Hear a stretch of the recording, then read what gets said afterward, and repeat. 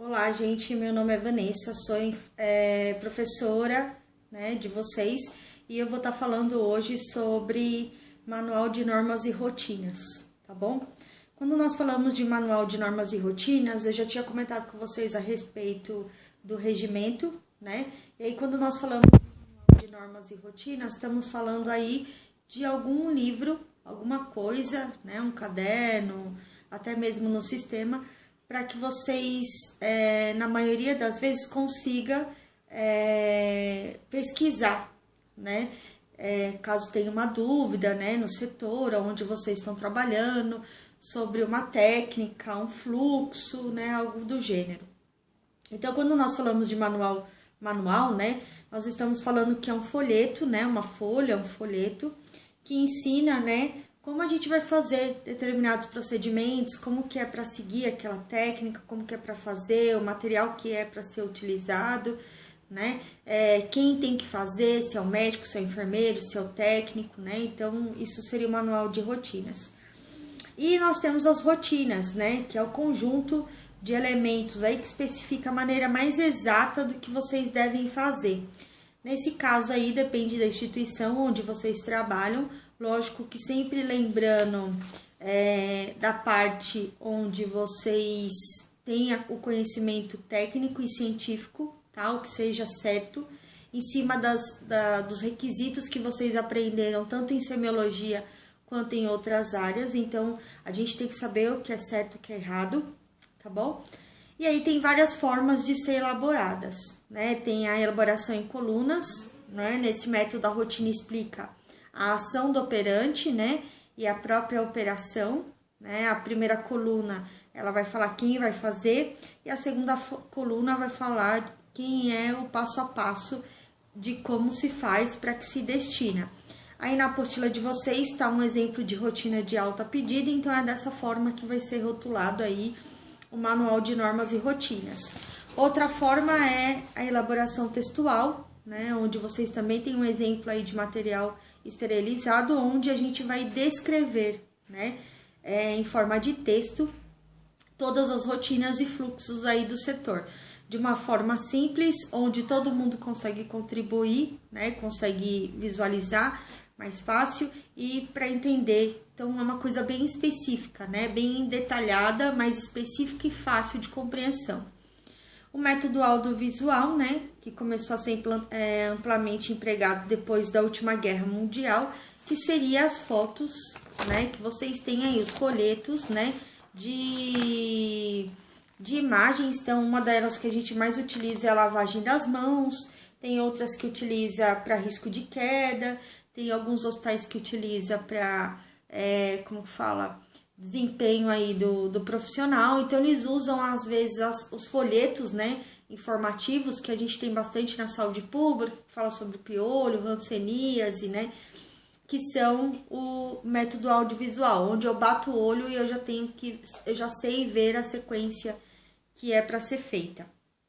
Quando nós falamos de rotinas e técnicas, aí é determinado, que nem a apostila de vocês, a respeito de fluxo, Como que eu faço com o paciente quando tem transferência, como que eu faço com o paciente quando tem alta, em caso de óbito, Às vezes é um hospital que tem difícil o paciente ter óbito, Às vezes você trabalha num horário que não tem alta, mas surgiu uma alta.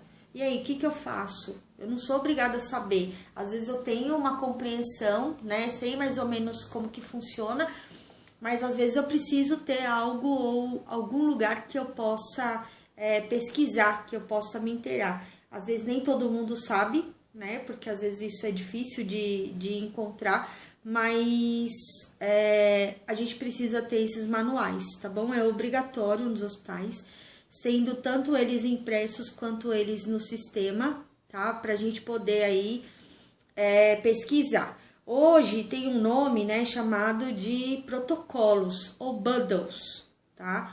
Que é o que você tem aí referente a materiais esterilizados, quanto tempo, quem tem que buscar o material no CME, quem tem que levar, quem tem que buscar o paciente no centro cirúrgico, quem tem que levar, que o paciente do PS tem que subir com acesso, mas isso tudo são regras, lógico, de cada hospital, de cada instituição, e aí as normas e rotinas vai ser mudadas de acordo com a instituição também. Lembrando sempre do embasamento científico, eu preciso ter base científica para que isso aconteça, tá bom?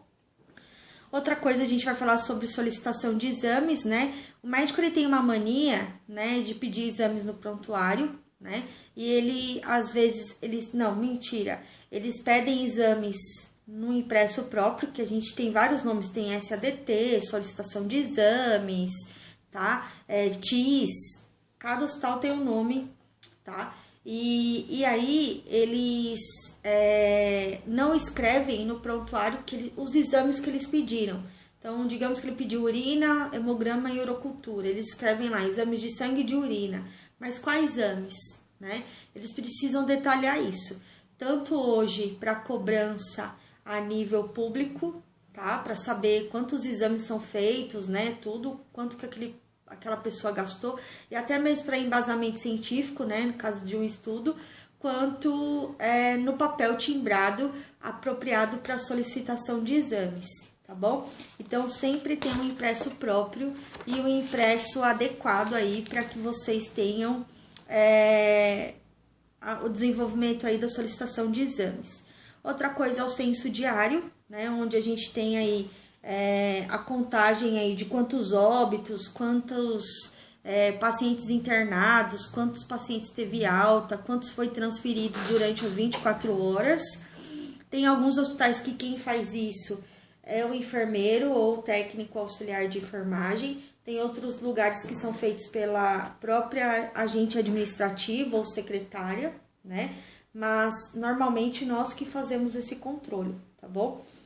Nós temos os sistemas de comunicação, né, existente aí dentro do hospital, né, que é definida como um processo pelo qual a equipe de enfermagem recebe e oferece informações do paciente, tá? Através desse ele consegue planejar, executar e avaliar, participa com todos os membros da equipe multiprofissional a assistência prestada no processo saúde e doença. E aí nós temos vários, né, a passagem de plantão, que ela é às vezes verbal, tá? Às vezes também nós fizemos no sistema e também às vezes fizemos em livro, né? Livro ata. Planilha de pacientes internados, que é o nosso censo, tá? Tendo quarto, idade, data de nascimento, atendimento, tá? Tudo isso tem que constar na nossa planilha. O próprio prontuário médico. Caso vocês trabalhem em casas de repouso, né, ou home care, vocês têm um livro de ocorrência, onde vocês vão anotar, às vezes, o que está faltando, o que precisa pedir, o que aconteceu com o paciente aí durante a noite. Reuniões, né, várias reuniões, treinamentos. Comunicação por escrito, que são as comunicações internas. Hoje a gente utiliza e-mail, hoje a gente utiliza também quadro de aviso, ordens de serviço, né, instruções de trabalho, que são os manuais de normas e rotinas. Nós temos aí as visitas, né, as visitas técnicas, tá? Tanto da CCIH quanto da coordenação, dos médicos, tudo eles acabam fazendo essa visita. O censo, né? Hoje a gente tem o WhatsApp, tem os e-mails internos, os e-mails, temos o Facebook, a gente usa às vezes Instagram, mas assim, internamente, né, de cada um, da instituição, tá? Não somos nossos, né? Então, os grupos de WhatsApp, às vezes, são grupos nossos, né? São o nosso próprio celular. Mas a maioria dos e-mails, Facebook, essas coisas não são usados nosso pessoal. A própria empresa elabora um Facebook, um Instagram, onde a gente consegue utilizar aí para poder passar informações e o que está acontecendo e a gente conhecer as outras unidades também, caso o hospital tenha uma unidade diferente, tá bom? Nós temos o sistema de controle, né, que é considerado controle como meio de orientação e comunicação, tá? Demos a maior importância para esse controle, que é o controle de roupa, tá? Nos hospitais hoje, nós temos o que a gente chama de enxoval, tá? A maioria dos hospitais particulares não tem lavanderia, até mesmo pelo risco físico, químico e risco biológico, tá? Então, os hospitais, eles alugam um kit, né, com 500 peças, 1000 peças. Essas peças vêm até o hospital, é trazido até o hospital. Tem uma pessoa específica para fazer a contagem dessas peças, ele armazena e aí depois, conforme ele vai distribuindo para as unidades, ele tem que ter o controle.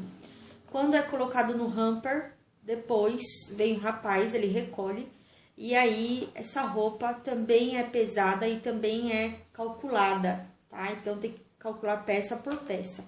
Porque se ele entregou 1000 peças e ele devolveu, né, naquele dia foi 500, então ele tem 500 lá, então a empresa tem que devolver 500 para o hospital. Caso rasgue, extravie ou manche, a empresa paga a parte, tá bom? Então, você paga um aluguel, dentro desse aluguel tá enquadrado aí um tipo de serviço, né? Lavar, passar, entregar, embalar, tudo. E aí, quando volta pra gente, ele tem que voltar perfeito. Se ele volta danificado, a empresa tira, repõe, porém é cobrado à parte, tá bom? Sistema de medicamentos, né, de controle de medicamento, hoje em pronto-socorro, né, na maioria dos hospitais hoje, a gente pede em nome do paciente, então só vem a quantidade necessária. A gente tem um estoque mínimo, né, que é uma quantidade de material que a gente vai precisar usar, porque às vezes cai uma seringa no chão, uma agulha, né, e aí o tempo que você perde para ir buscar acaba sendo maléfico para o paciente. Então, às vezes a gente tem esses controles. Tem alguns lugares que são feitos à mão, esse impresso, tem outros que são feitos pelo sistema, tá? E às vezes também são colocados lá uma quantidade do que você pode ter no setor, tá? Controle de material de consumo, que seria copo, plástico, né? Materiais de escritório, às vezes é feito semanalmente, mensalmente, a cada quinzena, isso depende da instituição onde vocês trabalham. Controle de material permanente e equipamentos, isso é responsabilidade nossa, tá bom? Cada setor tem uma quantidade de papagaio, uma quantidade de comadre, de bomba de fusão, de escadinha, de cama, mesa de cabeceira, de termômetro, tudo isso nós da enfermagem somos responsáveis por contar. E nós precisamos saber aonde está, né? Se eu emprestei, para onde que foi uma bomba, porque depois ela precisa me devolver, tá bom? Para as coisas não ficarem perdidas aí. E por último, controle de funcionário, tá bom? Quando a gente fala de controle de funcionário, a gente está falando aí não de escala de folga, tá? Hoje nós temos uma avaliação periódica, tá? Que é feita não só nos 3 primeiros meses que vocês estão em análise, mas também é uma vez por ano, a cada 6 meses. Isso quem vai determinar é o coordenador da instituição, tá? E o próprio RH. Por quê? Porque antigamente você tinha 20 anos de casa, né? E aí eu entrava como enfermeira, não ia muito com a sua cara, e eu falava, olha, manda fulano embora, manda fulano embora, manda fulano embora. E aí, na verdade, isso se tornaria pessoal, né? Então, para que isso não aconteça, então eu vou pontuando, né, os problemas ou até mesmo os elogios aí durante os anos. E aí eu tenho, às vezes, um subsídio para mandar vocês embora. Por isso que hoje está muito mais difícil mandar embora, tá bom? Hoje eles preferem fazer treinamentos, mudar de setores, para ver se você se adequa a algum outro setor ou não, tá bom? Consultas médicas, tá? Então, a gente tem que passar cada 3 meses ou 6 meses, se eu não me engano, eles pedem pra gente fazer a consulta periódica, né? Também para avaliar a nível estado mental, né? Fisiológico da gente, tá bom? Onde a gente vai também tomar as vacinas, né?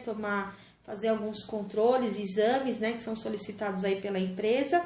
E a educação em serviço. A educação em serviço seria os treinamentos que são obrigatórios aí a empresa fornecer pra gente. Então, parada cardiorrespiratória, cuidados com descarpaque, Semana Internacional de Prevenção de Acidentes, tudo isso é obrigatório pela empresa, tá bom?